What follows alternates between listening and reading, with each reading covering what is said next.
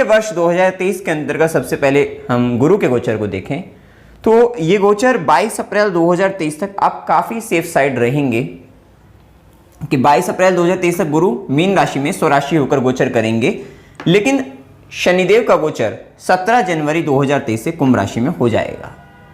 तो एक चेंज तो आपका 17 जनवरी 2023 से ही आ रहा है कि 17 जनवरी 2023 से आपका आय भाव का स्वामी व्यय के भाव में जाकर 12वें घर में जाकर स्वराशि हो रहा है, अपनी मूल त्रिकोण राशि में जा रहा है। तो ये नेगेटिव नहीं है, पॉजिटिव है। जो कुछ इसमें नेगेटिव होगा वो भी बताया जाएगा और पॉजिटिव भी बताया जाएगा। साथ ही राहु का गोचर 30 अक्टूबर 2023 तक मेष राशि में रहेगा। मतलब लगभग अभी तो राहु पूरे साल भर ही मतलब 30 अक्टूबर तक ये मेष राशि में द्वितीय भाव में गोचर करने वाले हैं।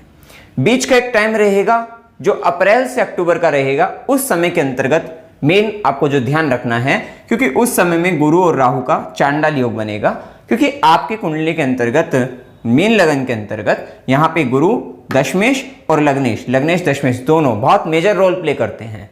क्योंकि एक व्यक्ति की बुद्धि, एक व्यक्ति का खुद का जो शारीरिक रूप से शारीरिक बल कहें वो सब चीजें और उसके कर्म, तो अगर वे ही कहीं ना कहीं किसी गलत डायरेक्शन में हो गए तो सब कुछ उथल पुथल जीवन के अंतर्गत हो जाता है। अब देखिए यहाँ पर सबसे पहले देखें तो लगन में गुरु रहेंगे 22 अप्रैल तक, जैसा कि हम बता रहे हैं 22 अप्रैल 2023 तक रहेंगे। तो यहाँ पर रहेगा कि शुरुआत के महीनों में अभी जो चल ही रहा है पिछले समय से भी, तो ये स्थिति रहेगी कि आपके नेम एंड फेम में वृद्धि रहेगी, नाम बढ़ेगा आपका, और आपकी जो सोचने समझने की जो शक्ति है उसको काफी अच्छी बनाए रखेंगे। गुरु द्वारा ज्ञान भी आपको काफी अधिक मिलेगा। ज्ञानी प्रवृत्ति के व्यक्ति समय के अंतर्गत आप बने रहेंगे। थोड़ा ज्ञान का अहंकार भी 22 अप्रैल तक यहाँ पे बना रहेगा। और क्योंकि कर्म भाव का स्वामी बनकर लगन पर है तो कहीं ना कहीं, और गुरु जैसे शुभ ग्रह बनकर हैं, तो कुछ ऐसे कार्य करने की और आप लगे रहेंगे 22 अप्रैल तक। मतलब गुरु से संबंधित धार्मिक कार्य, आध्यात्मिक कार्य या संसार के कल्याण के लिए कार्य, इस तरीके के कहीं ना कहीं एक अच्छे कार्य की ओर आपका विशेष ध्यान रहेगा। या अपने जो भी काम, आपका जो भी प्रोफेशन है उसको आप उसकी जिम्मेदारी को सर पर उठाकर आप रखेंगे।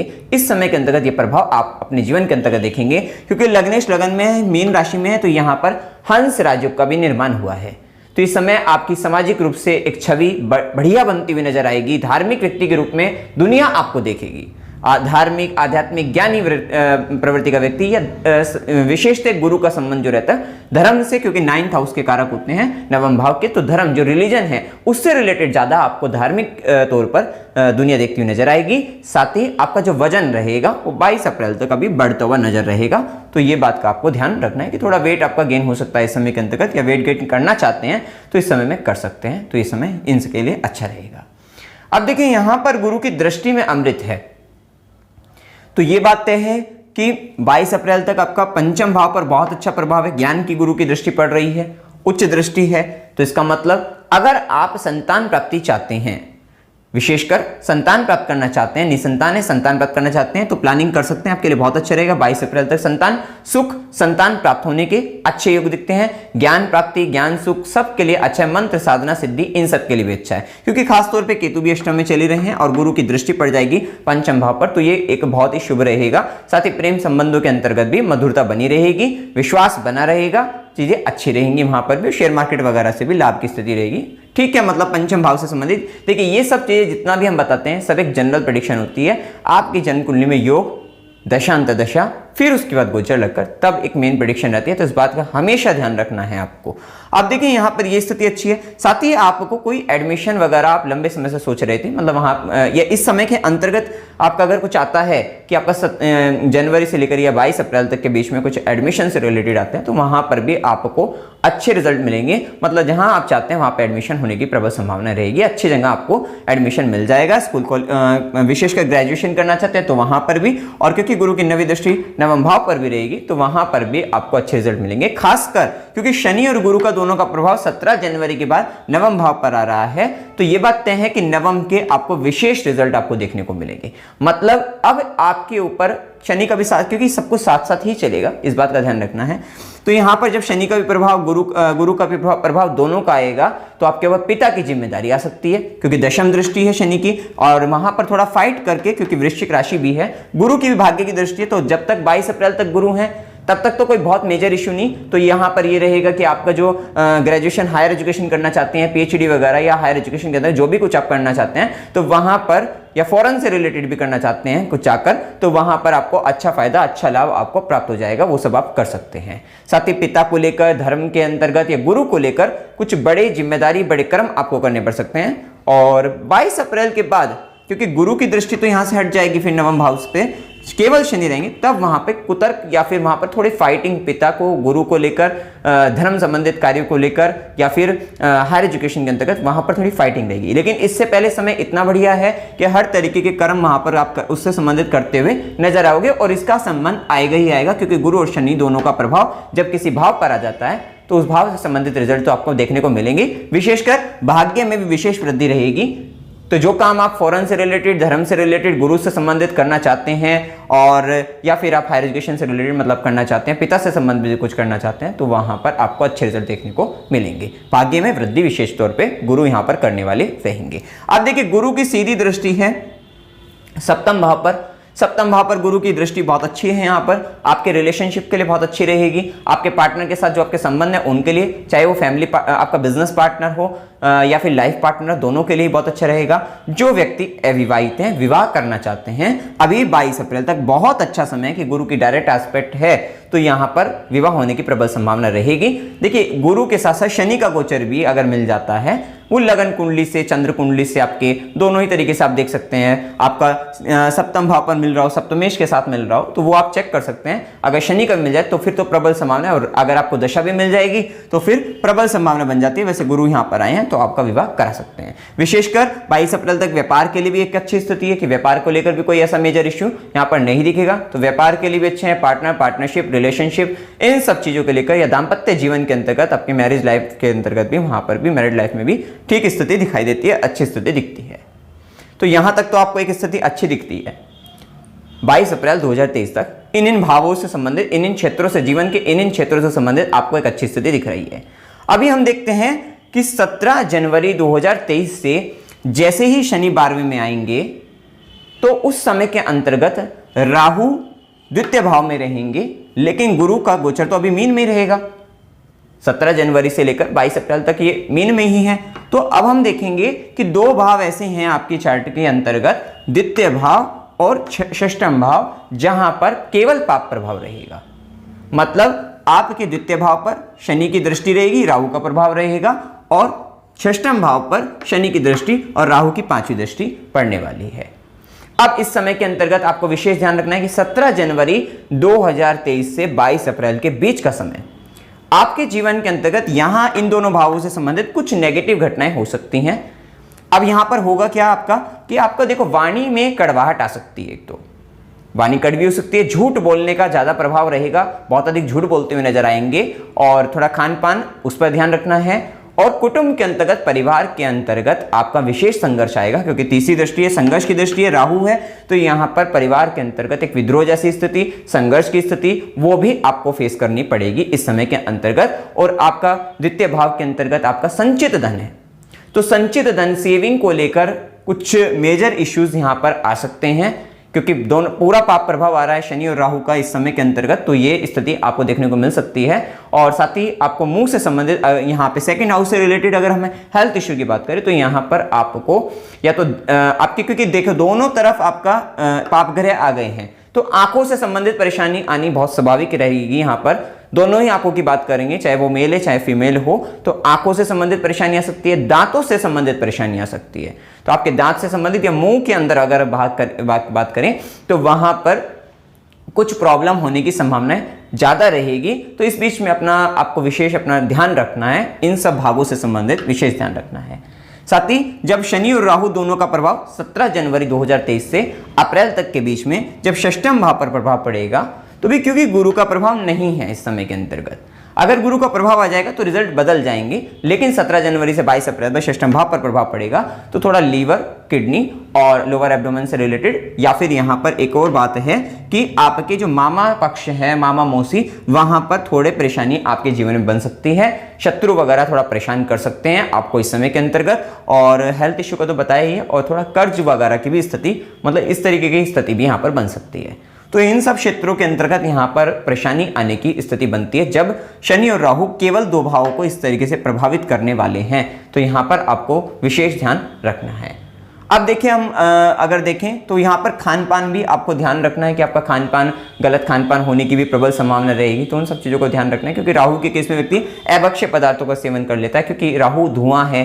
सेकंड हाउस में जब द्वितीय भाव के अंतर्गत आते हैं तो व्यक्ति थोड़ा सिगरेट वगैरह की तरफ, अगर वो व्यक्ति पहले से भी एडिक्टेड है तो थोड़ा ज़्यादा एडिक्शन में लग जाएगा, तो वो स्थिति हो सकती है, या फिर नॉनवेज वगैरह की तरफ ध्यान जा सकता है। तो इस बात का ध्यान रखिएगा। वो देखिए निर्भर है जन्म कुंडली वगैरह पर। आपकी जन्म कुंडली में पूर्ण रूप से आप सात्विक तरीके से ही है जन्म कुंडली के अंतर्गत, तो ऐसा कुछ नहीं होगा कि गोचर में आएगा तो वो थोड़ा बहुत रहेगा, प्रभाव चला जाएगा, कोई ऐसा नहीं नेगेटिव रहेगा। उस समय में हो सकता है कि आपको कुछ ऐसी जो चीजें मतलब नॉर्मल ही हैं और जिनको हम थोड़ा अवॉइड ही करते हैं, हो सकता है आप फास्ट फूड वगैरह ज्यादा खाएं, तो वो सब चीजें हो सकती हैं। अब देखिए यहाँ पर आपने एक बात देखी है कि 17 जनवरी 2023 से ही ये लगन यहां पर पापकर्तरी के अंतर्गत आ जाएगा।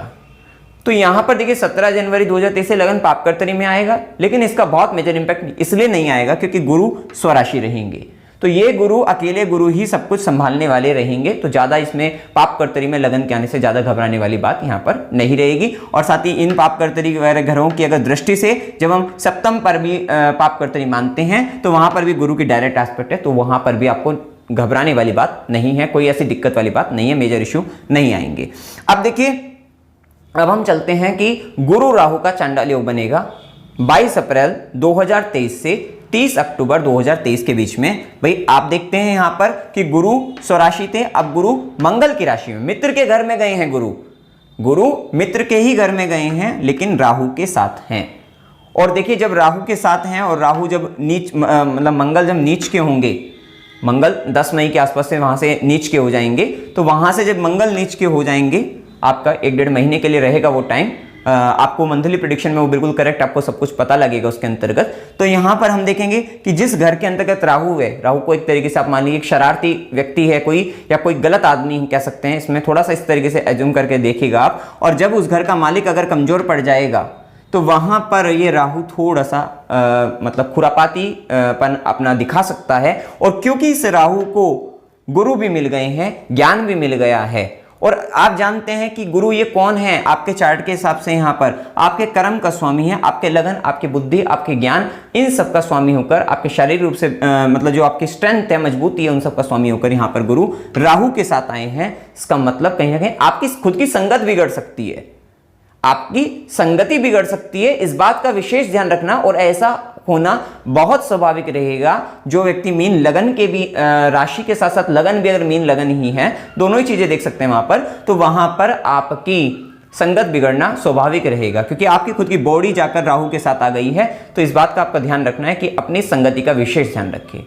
अब इस समय में होगा क्या कि देखिए संगति जब बिगड़ जाती है और गुरु जैसे ज्ञान के ग्रह हैं और उनको राहु का जो भी ये संयोग बनता है, तो व्यक्ति अपने ज्ञान का गलत उपयोग करता है। अपने कर्म क्षेत्र के अंतर्गत व्यक्ति क्योंकि कर्म भाव के स्वामी बनकर भी है, तो वो अधिक धन की लालसा को, क्योंकि राहु की यहाँ पे लालसा क्या है, धन को लेकर ज्यादा बढ़ रही है, तो धन को लेकर जो लालसा बढ़ रही है वहां पर कुछ ना कुछ आप गलतियां करते हुए दिखाई देंगे। मतलब वहां पर या तो आपके साथ कुछ धोखा हो जाए, चीटिंग हो जाए, फ्रॉड हो जाए, इस तरीके का हो सकता है, या फिर कहीं ना कहीं आपको गलत लोग मिल रहे हैं, गलत लोगों के साथ जुड़कर आप काम कर रहे हैं, तो वो स्थिति हो सकती है। अब यहां पर अगर हम थोड़ा पॉजिटिव की तरफ देखें, पॉजिटिव सोचने की तरफ सोचें, तो यहां पर आप देखो, क्योंकि इस समय के अंतर्गत हमने एक बात और कही है, क्योंकि आय भाव का स्वामी बनकर शनि 12वें के अंतर्गत है, तो ये समय क्या है कि आपकी आय कहीं ना कहीं फॉरेन से आ रही है, विदेश से आ रही है, दूर दूर के देश प्रदेशों से आ रही है। तो वहां के लोग, अगर आप फॉरेन के लोगों को देखें तो उसको हम राहु से कनेक्ट करते हैं, तो यहां पर आपको क्या मिला है, राहु मिल गया है। इसका मतलब क्या है कि हो सकता है कि आपकी जन्म कुंडली के अंतर्गत अगर विदेश से, देश विदेश से पैसा कमाने के, धन कमाने के, आय अर्जित करने के योग अच्छे हो, जन्म कुंडली के अंतर्गत दशा वगैरह अच्छी प्रॉपर चल रही हो, कोई ऐसा फ्रॉड होने की आपके साथ संभावना ना हो, या फिर कहीं ना कहीं मिस्टेक होने की संभावना ना हो, तो इस समय के अंतर्गत आप विदेश से ऐसा धन अर्जित करेंगे जो पहले कभी आपने ना भी किया हो, मतलब बड़ा धन आप अर्जित कर सकते हैं। यही समय ऐसा हो जाएगा आपके लिए कि आपको कुछ बाहरी दुनिया के लोग आपके साथ जुड़ रहे हैं, और उनसे आपने, क्योंकि कर्म भाव का स्वामी अच्छे भाव में, धन भाव के अंतर्गत गया है, तो वहां पर आपको विशेष लाभ भी अर्जित आप कर सकते हैं। लेकिन विशेष ध्यान आपको रखना है कि ये राहु कब ज्यादा अपनी खुरापाती करेगा, जब ये मंगल नीच के हो जाएंगे उस समय में 10 मई से जो है 1.5 महीने का टाइम, उस समय में विशेष ध्यान आपको रखना चाहिए। तो इस बात का आपको ध्यान रखना है। अब देखिए यहां पर गुरु की दृष्टि तब भी काम करेगी, गुरु राहु के साथ हैं, गुरु राहु चांडाल योग में है। अच्छा एक बात वो रहता है इसमें थोड़ा सा ये भी रहता है कि अगर दशा वगैरह आपकी खराब चल रही है तो उस समय में अप्रैल से अक्टूबर में ही रहेगा कि जो निर्णय आपने इस समय के अंतर्गत लोगे उसको अगेन आपको कहीं ना कहीं रिपीटेड एक्शन आपको दोबारा लेना पड़ेगा, उन्हीं सब काम को कहीं ना कहीं आपको दोबारा से वो काम करने पड़ सकते हैं, तो वो भी स्थिति थोड़ा देखी जाती है, तो इस बात का ध्यान रखना है। अब देखिए दृष्टि रहेगी गुरु की 5वीं दृष्टि, ज्ञान की दृष्टि षष्ठम भाव पर।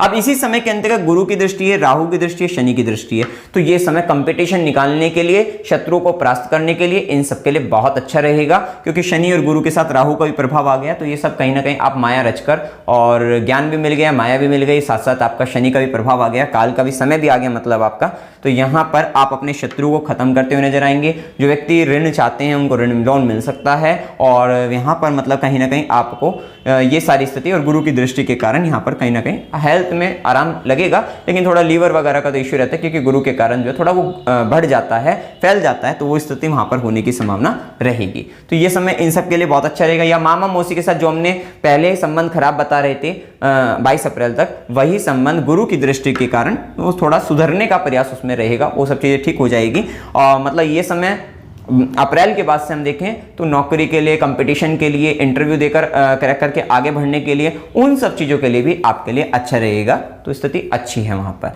अब देखें यहाँ पर साथ ही गुरु की सीधी दृष्टि अष्टम भाव पर है, अष्टम भाव में केतु भी है, तो केतु का भी प्रभाव अष्टम भाव पर है, गुरु की दृष्टि भी है, और शनि 12वें घर में चल रहे हैं, तो ये समय आध्यात्मिक उन्नति के लिए काफी अच्छा, गुप्त ज्ञान के लिए, विशेषकर गुप्त ज्ञान के लिए। और केतु का जब प्रभाव रहता है अष्टम भाव पर, तो यहाँ पर कुछ अचानक धन लाभ भी व्यक्ति को हो जाता है, और थोड़ा ससुराल पक्ष से या पत्नी की या जीवन साथी की वाणी से थोड़ा असंतोष व्यक्ति को बना रहता है, ससुराल पक्ष से भी असंतोष बना रहता है, और अचानक कुछ दुर्घटना, ये उन लोगों के लिए रहेगा अचानक दुर्घटना जिनकी कुंडली में केतु नेगेटिव है और केतु की दशा चल रही हो, तो या फिर कोई ऐसे ग्रह की दशा चल रही है जो एक्सीडेंट दुर्घटना दे सकता है, तो यहाँ पर वो केतु थोड़ा दुर्घटना करा सकता है।